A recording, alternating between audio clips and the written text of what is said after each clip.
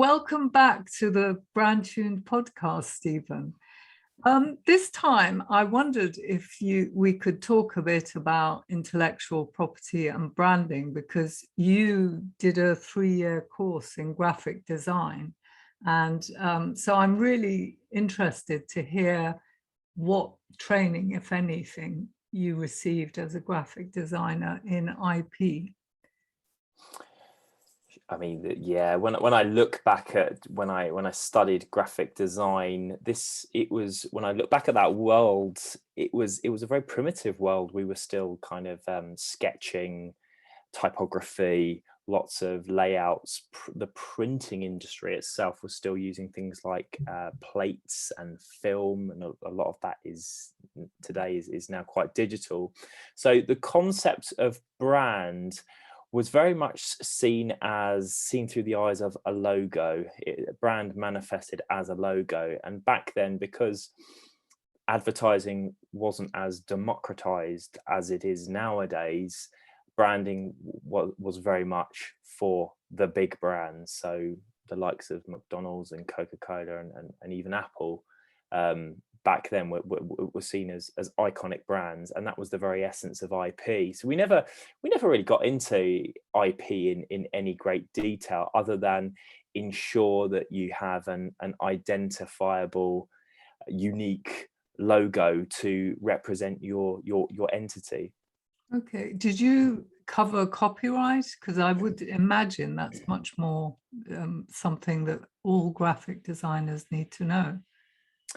Yeah, it was something there was an awareness of. I mean, I would say personally that I picked up on those cues through my own pursuit, through reading books and other resources. Again, that there was an awareness, but it was never something we were tutored in, which is quite interesting, because now when I look at myself, my creative peers, you can see how, without that rooting in IP,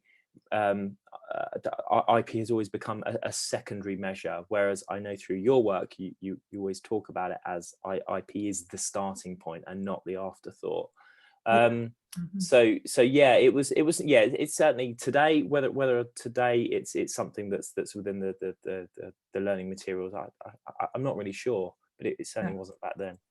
Yeah, I was really surprised, actually, researching my book. I discovered that marketers, brand managers, designers, none of these are actually trained in IP at all. At most, they might have a couple of hours lecture. Somebody comes in, and it's obviously very variable, the quality of that. And yet, yes, it's absolutely intrinsic to brands, because what you're doing when you create a brand is creating brand identifiers, like names and symbols, and these are all protected by intellectual property. So they're the value, the assets that a successful brand will have. So, if you're creating something and assuming that you'll deal with the legal separately, you may actually end up creating something that's not as good because it's not legally distinctive enough, like, for example, with a name, using something more generic. But you can do the equivalent of that with other brand elements as well, if you're not aware of what the legal requirements are. So basically, did you receive any training in any of your jobs? Because you had branding jobs, didn't you? You were head of creative in some. Yes, yeah, sure. So as I started to move into a consultancy role, consulting with brands at board level, it wasn't until then that I understood it was necessary for me to be versed to a degree in IP matters and advise accordingly. So I enrolled onto a training resource with the IOD. This was many years ago now, and some other management consultancy training, kind of ad hoc as and when it came up.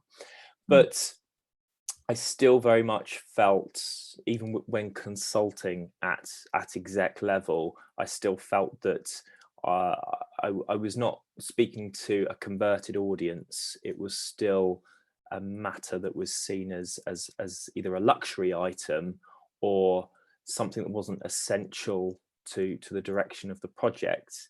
It's only very recently, and I can think of the last few projects we've worked on, where I've had the opportunity to speak to a company directly about IP prior to getting excited about logo designs, prior to looking at domains and purchasing 50 different domains and all the rest of it, and actually talk about that.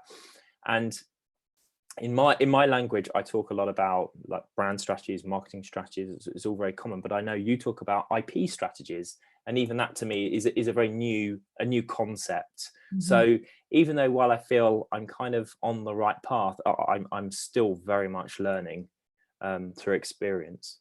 Sure, I think you're obviously much more knowledgeable than most designers in IP, but what I'm trying to understand is how people pick up that knowledge. If organizations aren't training their teams, then it's left to people in their own initiative, I guess, to learn, is it? It is. Agency environments, I've been working in agency land for 15, 20 years now, and they are creative environments. You live and die by the quality of your creative. There just simply isn't the resource or the focus to talk about IP in any great detail. So creative is what? When you're creating a brand, what is creative? Creative, so I always see creative as it's a concept that is more accessible than people think. There's often this kind of the view out there that you're either creative or you're not. You've either got this raw talent within you or you haven't. I'm not creative. We'll outsource that to creative. But I very much see creativity as breaking up existing formations and reassembling them in a slightly different order, and that to me is every brief we do. We look at an existing construct, we disassemble it, and we reassemble it in a different form. So yeah. So let me understand. Somebody comes to you for branding. They've got some vision for their new offering. And so what do you then do to create a brand for them? What we've been doing for the last 10 years, or certainly the approach I've been taking for the last 10 years or so, primarily working within financial services, particularly the pension space, the investment space, is to I certainly don't spend much of my energy on competitor analysis. I always go lateral, and I look at complementary offerings that are perhaps taking a slightly different approach, and what can we learn from that. So for example, we were working with a pensions company a few years ago. We were looking at a digital transformation, and it made complete sense to me to look at who in the ISA space were offering the best user experiences, not deferring to the pension space to see who was offering the best user experience. So we just take that lateral path. Sometimes we look at things, we've looked at events companies before, sports brands, while helping financial services companies. So it's always the lateral view for me. So this is to create their websites and things, is it? It's the end output. The ultimate output will always be something like a portal, a website, a sales collateral, something like that. But it's the strategy that gets us to the output. Right. So when you're designing a logo, how do you decide what to create in terms of that logo? It will be built around who the end consumer is. That's the non-negotiable. The Quite end consumer, how do you mean? Yeah, who will be consuming this brand? So Who, say you've got legal services, Mhm. which could be consumed by lots of different people. So how does that impact what you create? So we drill that down a little bit more. Which this particular legal firm, where are their specialities? What kind of people are they looking to appeal to? And we'd look at the behaviours and the tastes of that particular demographic, and then we'd look at the kind of brands they consume, and we take inspiration from that. And that's how you then find yourself in looking at the likes of Deliveroo or Netflix or whoever for inspiration, as opposed to Allen and Overy or Deloitte or whoever. So yeah, we always take that lateral view. We build it around the consumer, and that's why we tend to, whenever it comes to presenting concepts, we always get that energy. You know, you're coming up with something different here. This feels fresh. This feels new. It's because we've taken the conversation elsewhere. Right. So are you creating a logo that will last forever, or do you regard it as something that is likely to be changed, say, in 10 years' time? Or what is your view of these identifiers that you're creating?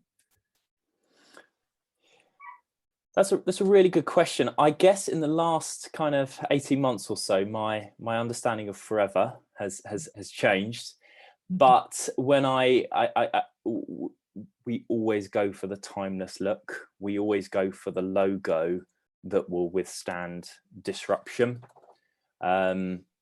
If we look at really prominent logos, the likes of BT, Virgin, logos like that, they're really stripped back their identity, their logo marks, so that they're very simple vector formats that you can stick on a movie trailer, an aeroplane tail, a brochure, whatever. So we also go for that timeless look.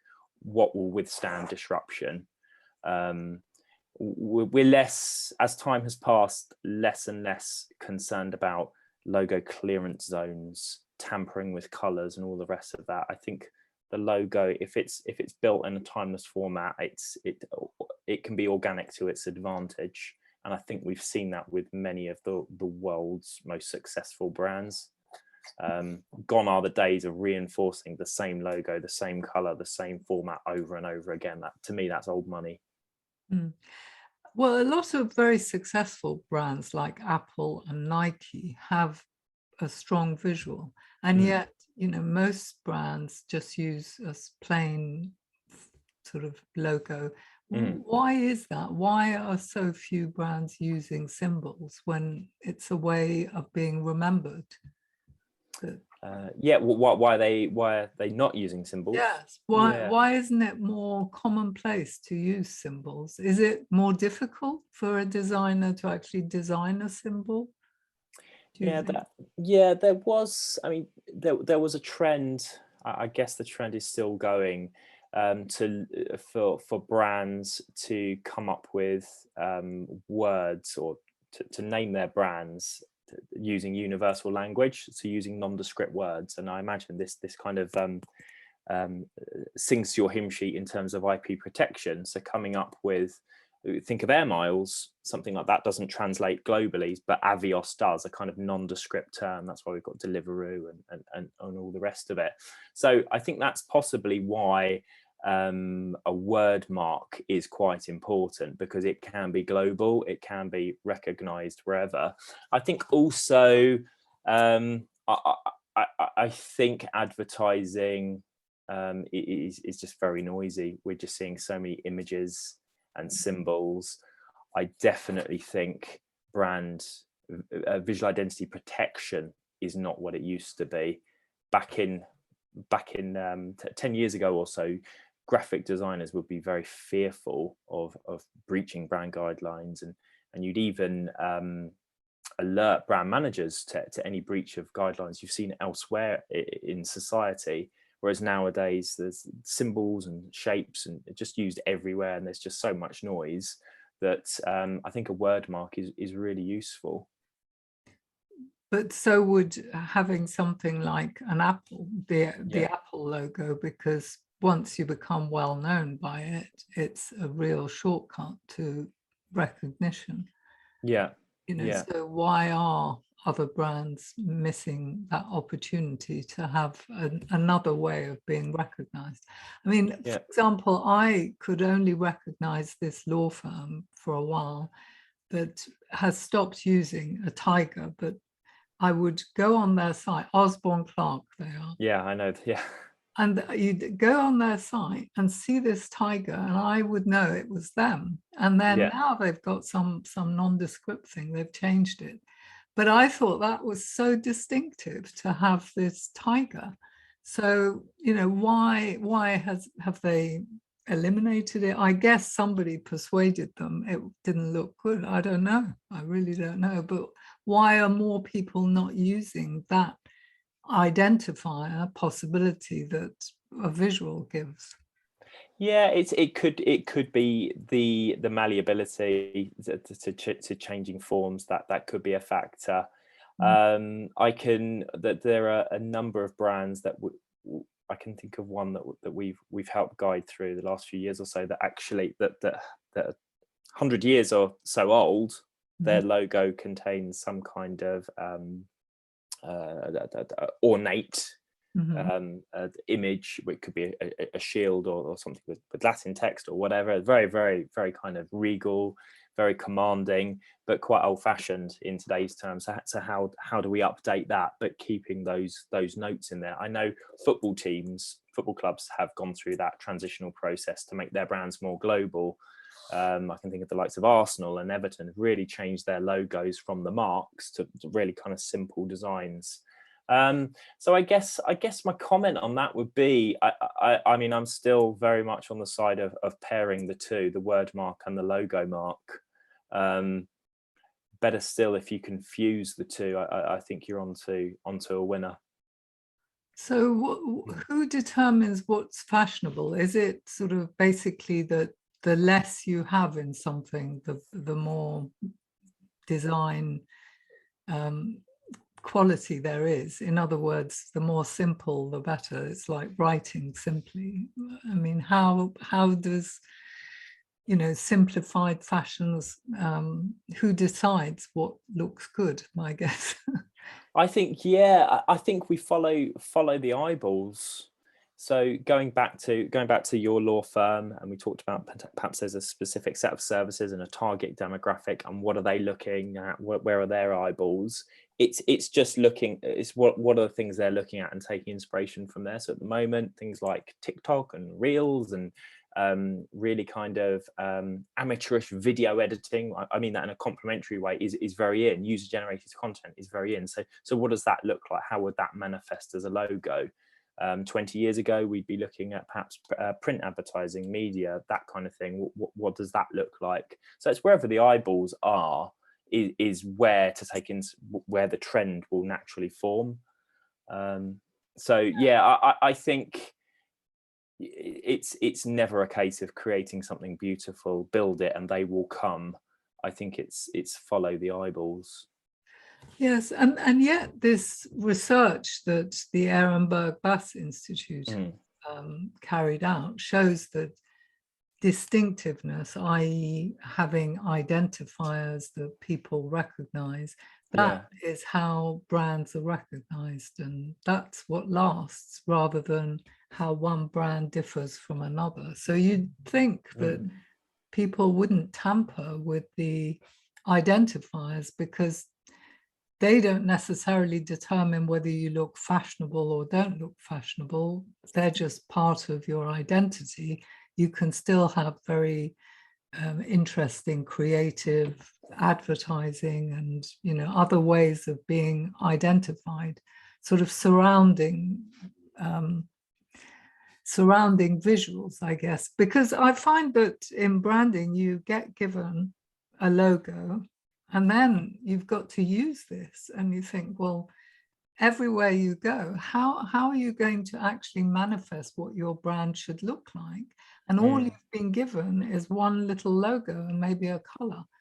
Whereas, you know, you need more than that to be able to identify yourself on social media, etc., rather than always just one little name logo.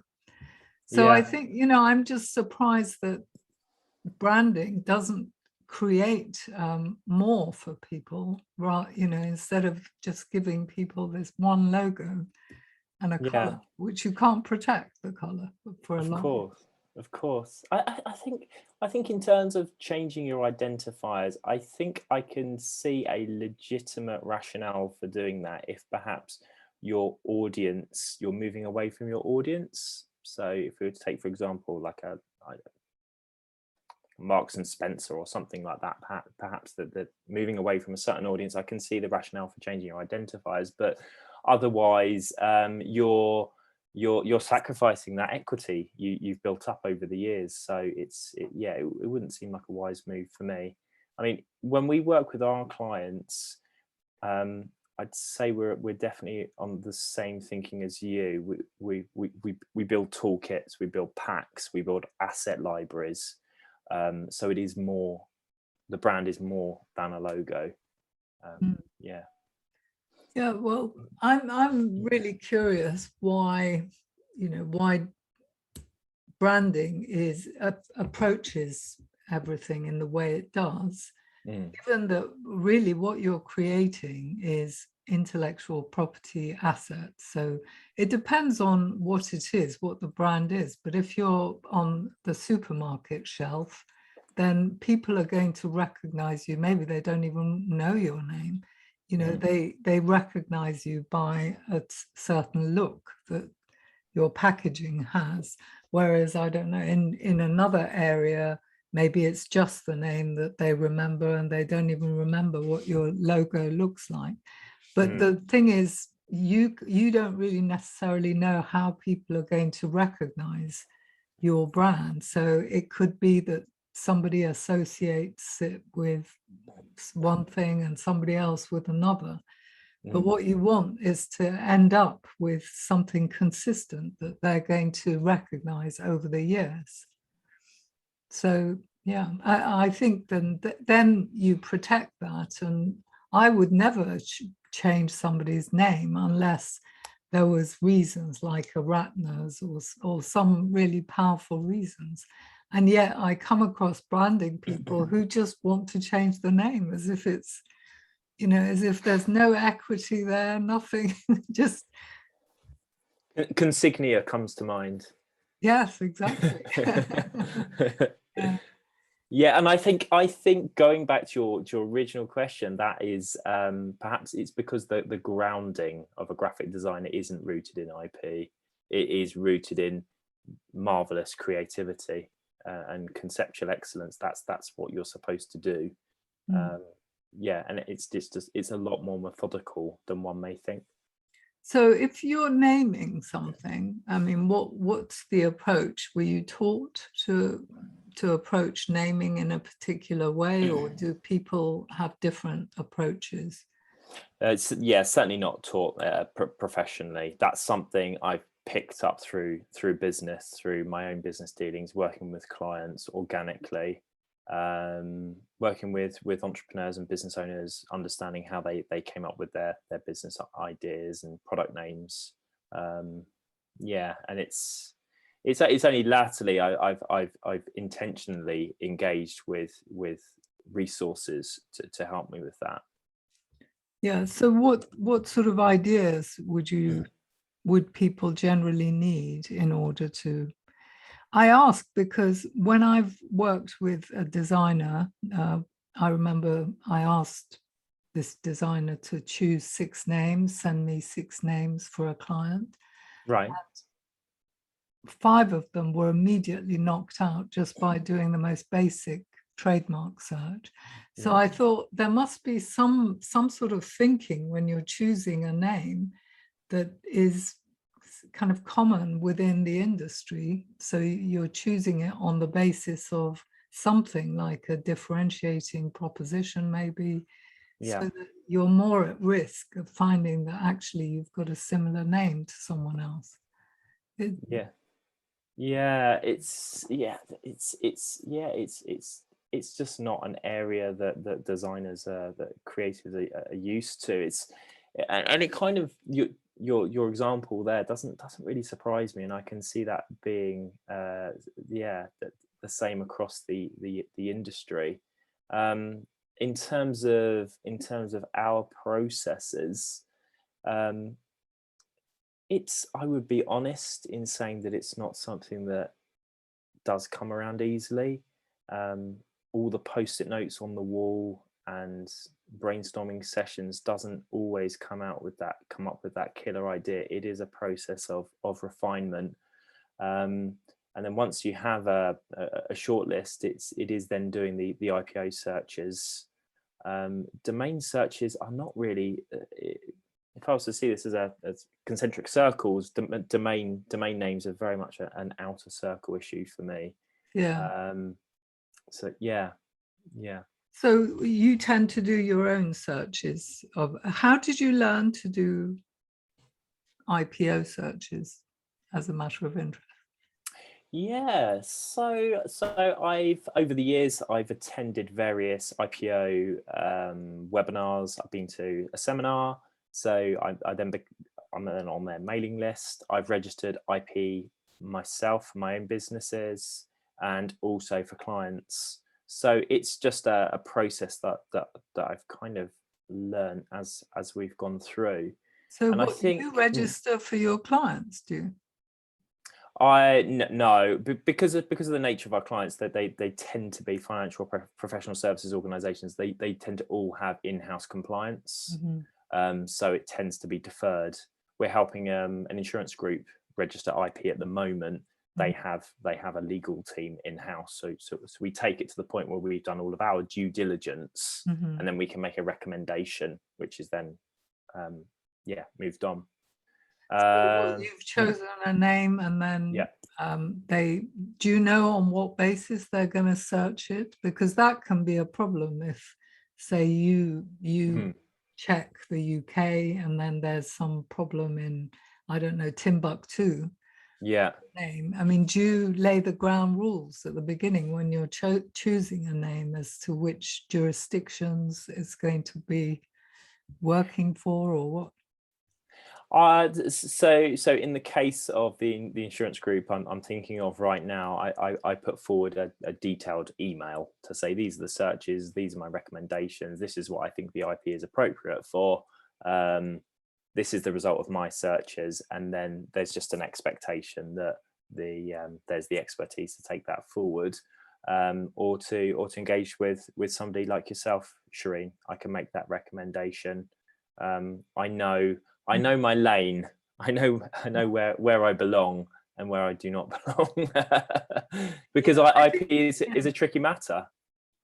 Yeah, but the trouble is, you see, that if you've already done so much work and created so much, and then it's knocked out, you've got to presumably go back to the drawing board. I mean, do you get paid again, or how does it work? I'm really kind of demotivational when it comes to branding. I'm the one there. The clients are raging. They want to see ideas. They're excited, and I'm the one there saying, well, this is the process. We need to do these checks. We need to do these searches. Here's a little bit of this. We present very few ideas when it comes to branding concepts. We present one concept or two maximum. That's because if your listening is of the highest quality, if you do your research, there should only be one answer from that particular agency. So we always put forward what we call a recommendation. We never do beauty parades or anything like that. That to me is the right approach. I know throughout the creative industry, clients want to see value. They want to explore concepts. They want to feel part of the process. They want to see lots of ideas. But to me, that's very scattergun. I like to narrow it down. I like to take the stress off of the client by saying, this is what I recommend you do. If you agree, we'd like to take this project forward with you. If you disagree, then you disagree fundamentally with our agency, our philosophy. That's absolutely fine. We're not for you. So that's the approach we take. We tend to, in terms of charging our work, we do tend to break it down into stages. So that the pre-branding work, the rollout work, and then strategy, and then there may be retained services thereon. Is there any reason you don't actually work with legal? I mean, is there a way that you could work with legal at the same time so that you don't go down the road too much of choosing an identifier or a name that hasn't got legs? I mean, people say, oh, lawyers spoil the creativity. I don't know. I'm not so sure I actually agree that having constraints within the creative process would stop creativity, because quite often, you know, if I've got constraints, say, of word counts, or I don't know, I've got to get something down to a minute, I feel that it ends up being better at the end, even though it feels at 1.5 minutes. So I wish I didn't have to cut another half minute out, but you do end up with something okay when you've got a constraint. So the law is just another constraint, but if you're aware of what that constraint is, then it can surely help the creative process. I'm so with you. That's why I'm beaming with a smile. Yes, only yesterday there was a video snippet from a so-called influencer on the internet I saw, and he said, like, creativity must start with a blank page. I fundamentally disagree. Fundamentally disagree with that. You need constraints, you need frameworks, parameters, problems, legacies. You need those formal constructs to reassemble. It's like a game of Tetris.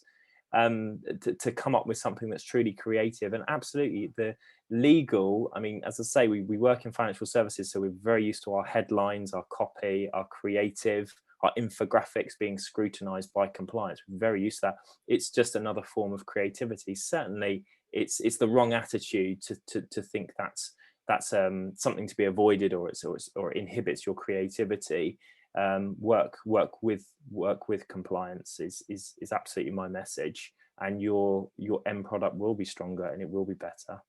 I once received a piece of advice from somebody who's quite successful in business, and he said to if you're thinking of starting a business, you should build a business within a regulated industry, because regulated industries mean that you have to operate to the highest possible standards. And I can take that parallel and apply it to creativity. If you want to be really creative, go for somewhere like financial services, where there are constraints, and you will be more successful.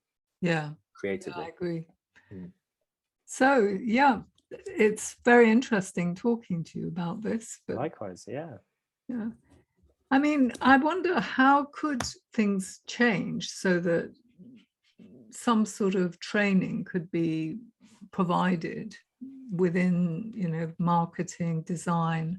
You know, do you think that actually law is just so different that it's not possible for a designer to take an interest in it, even though, you know, it impacts their work?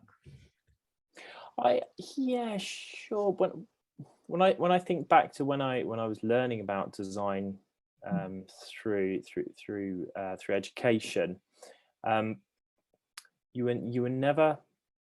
never taught to contextualize design as a business commodity, which sounds really cruel, but it often is. Once you if you want to make a living through design, somebody tends to be paying for that piece of creativity. So and IP is a crucial factor, and that's why I think a lot of creatives can find it difficult starting their career in the creative industry, because they're very used to having this: my creativity is my soul, I want people to buy into me and my creativity. And actually the business world is quite ruthless. It's like, no, it has to be in this color and this shape and this format, and I need it tomorrow for this amount of money. And it can be quite difficult. So I think it would be very, very useful for IP, brand and IP, to be a module, a core module in further education. Yeah, because otherwise people will have gaps in their knowledge. I mean, you've educated yourself, but somebody else may end up suffering a lot in order to pick up that missing piece of knowledge, because it can actually be quite dangerous for designers. I mean, I've known designers whose house could have been lost as a result of the problem they had. You know, one designer had designed something that their client had given them. They hadn't checked the copyright, and then as they were the ones who were working with it, they were primarily responsible, and there's and it's personal liability. They didn't have the benefit of limited liability, so potentially their house was on the line. So there's just so many ways in which lack of knowledge of IP can come back to bite you as a creative. You know, that I'm just really surprised they're not equipped with the knowledge they need, and that they've got to pick it up ad hoc as they go, you know. That's an alarming case study. I echo what you're saying. There are dangers, and there's potential loss of value as well. You talk about businesses and acquisitions and all the rest of it. I mean, the IP is extremely valuable in business. So yeah. Right. So finally, what your title is Chief Enchantment Officer. That's very unusual. Can you tell us about that? CEO as well is what it. How about that? Yeah, I got to a stage of my life where I thought, well, I don't think I'm going to get a job opportunity as a chief executive or CEO of a company at this stage of my career. So I think I'll just make one up myself. It's just one of those things. I kind of thought to myself, what do I actually do here? And that sounded great, and it gave me the title of CEO. And every so often somebody mentions it to me and has a little bit of a dig at me about it, which I also think is just quite amusing. I'm quite happy. It's very unusual. It stands out, I guess. Yeah, but enchantment is essentially what we offer, and I'm quite happy to be the chief of that, I guess. Well, thank you very much indeed, Stephen, for taking the time to appear on the podcast. It's been a real joy. Thank you for inviting me on. So how can people get in touch with you? I'm on LinkedIn. You can contact me there, or my email address is Stephen with a PH @inblaze.today. If I've said anything of any use and anybody wants to take me to task or wants me to expand, I'm very, very happy. Particularly young creatives trying to make a start in the industry. Very, very happy to offer any support I can. Great. Thank you very much indeed. Thank you. That's it for this week. Do subscribe to the brandtuned newsletter to get weekly updates. I'd also love to get your feedback. Just send me an email to info@brandtuned.com. Finally, if you liked the episode, please do share it with your friends and colleagues and review it on iTunes or whichever platform you use to listen to podcasts. If you leave us a 5-star review, it means more people will listen and we can spread the word much more quickly about the podcast. Thank you, and bye for now.